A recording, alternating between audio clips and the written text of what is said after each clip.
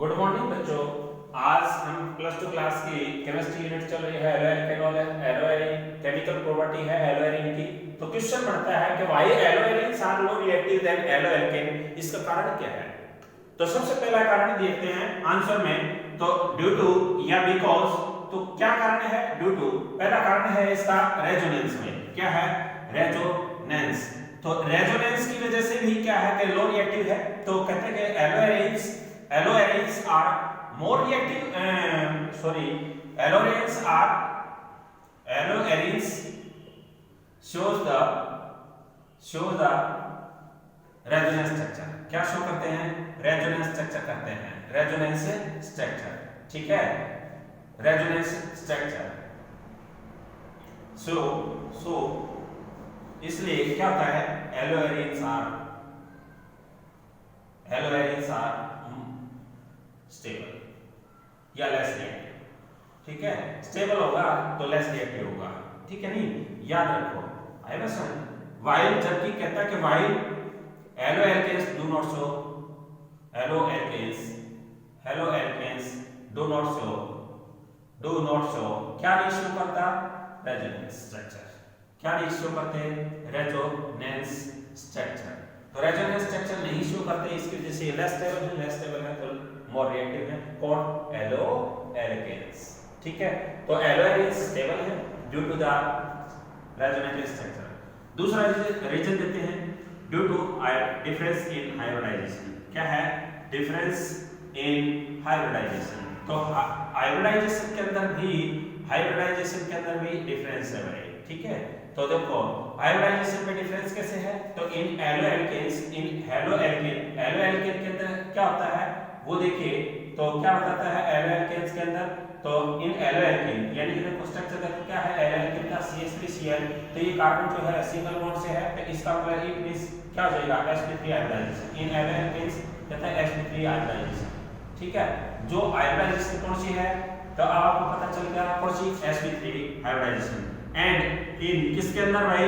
एलोएरिन्स में। एलोएरिन्स, तो एलोएरिन्स के अंदर कहता है स्ट्रक्चर क्या है? देखो ये बेंजीन रिंग है यानी अल्टरनेट सिंगल डबल बॉन्ड है। तो ये कार्बन एटम क्या है? देखो मल्टीपल बॉन्ड रखे हुए हैं, तो कौन सी हाइब्रिडाइजेशन आ गई भाई? sp2 hybridisation. क्या है? sp2 hybridisation. इसलिए भी ये क्या है? लेस रिएक्टिव है, तो sp3 की तुलना में। थर्ड है डिफरेंस इन किसके अंदर डिफरेंस है? इन पोलैरिटी। किसके अंदर है भाई? पोलैरिटी। क्या है? पोलैरिटी। ठीक है ना, तो पोलैरिटी के अंदर भी डिफरेंस है। तो कहते हैं पोलैरिटी क्या है? इन कहते हैं आपने पढ़ा है इन एलोएल्केन्स या एलोएल्केन्स क्या देगा? Are more polar. क्या है? More polar than that of the किसकी तुलना में? मोर पोलर देन किसकी तुलना में भाई? एलोएरिन्स। ठीक है ना, तो इसका मतलब क्या है? जो एलोएरिन है वो लो पोलर होते हैं, एलोएरिन्स। ठीक है ना, तो ये बात भी आपने याद रखनी है। तो इसलिए भी होता है। ठीक है, उसके बाद दूसरा है केमिकल प्रॉपर्टी चल रही है। केमिकल प्रॉपर्टी देखिए, कौन सी केमिकल प्रॉपर्टी की बात कर रहे हैं? रिप्लेसमेंट या सब्स्टिट्यूशन या रिएक्शन किसका? विद किसके साथ भाई? वो भी याद रखनी है आपने। तो देखो किसके साथ है? रिएक्शन कह सकते हैं या रिप्लेसमेंट बाय हाइड्रोक्सिल ग्रुप। पहली केमिकल प्रॉपर्टी है रिप्लेसमेंट बाय हाइड्रोक्सिल ग्रुप। ठीक है, तो हाइड्रोक्सिल ग्रुप के द्वारा रिप्लेसमेंट। देखो एलोएरिन है, देखिए ये कौन सा है? एलोएरिन। तो हम चाहते हैं कि NaOH के साथ रिएक्शन करवा दें। ठीक है, 623 केल्विन टेंपरेचर 643 पे ले सकते हैं। 630 केल्विन टेंपरेचर के ऊपर सोडियम क्या करेगा? इस हाइड्रोजन को इस क्लोरीन के साथ हाइड्रोजन के साथ क्रिया करके क्या बना देगा? Sodium chloride. प्लस में क्या आ जाएगा? देखो ये बेंजीन रिंग है, इसके ऊपर क्या आ गया? OH यानी कि फिनोल। क्या बन गया? फिनोल। तो how can you prepare phenol from किससे? क्लोरोबेंजीन। इसका नाम क्या था? क्लोरोबेंजीन। तो क्लोरोबेंजीन से कैसे प्रिपेयर किया जाता है? तो वो याद रखना है, सोडियम हाइड्रोक्साइड की के साथ रिएक्शन करनी है। ठीक है, टेंपरेचर ये रहेगा। यदि हम इसके अंदर कहते हैं पोजीशन के ऊपर कोई फंक्शनल ग्रुप बढ़ा दिया जाए, जैसे NO2 है, ठीक है, तो एक फंक्शनल ग्रुप बढ़ा दिया तो इसका मतलब क्या आ जाएगा, टेम्परेचर कम हो जाएगा भाई, 440 केल्विन टेम्परेचर भाई 443 कह सकते हैं, ठीक है। NaCl बाहर चला जाएगा और OH आ जाएगा, तो अब देखो इसका नाम आ गया आपके पास, क्या आया, OH और क्या आया, NO2। तो ये मेन फंक्शनल ग्रुप है, इसलिए इसको छोटा नंबर 1 2 तो 2 नाइट्रो और क्या आ जाएगा इसका नाम, फिनॉल, क्या आ जाएगा, 2 नाइट्रो फिनॉल, ठीक है।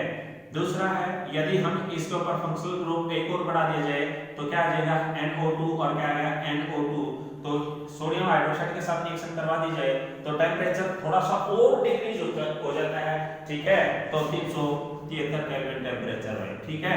तो ये क्या जाएगा, सोडियम क्लोराइड क्या जाएगा, इसको बाहर ले जाएगा तो क्या बन जाएगा, अब आपको पता चल गया OH और NO2 और ये क्या गया, NO2। ये तो मेन फंक्शनल ग्रुप है, तो 1 2 3 4 तो क्या जाएगा, 2 4 डाइनाइट्रो, 2 4 क्या जाएगा, डाइनाइट्रो और क्या गया, फिनोल, 2 4 डाइनाइट्रो फिनोल, ठीक है।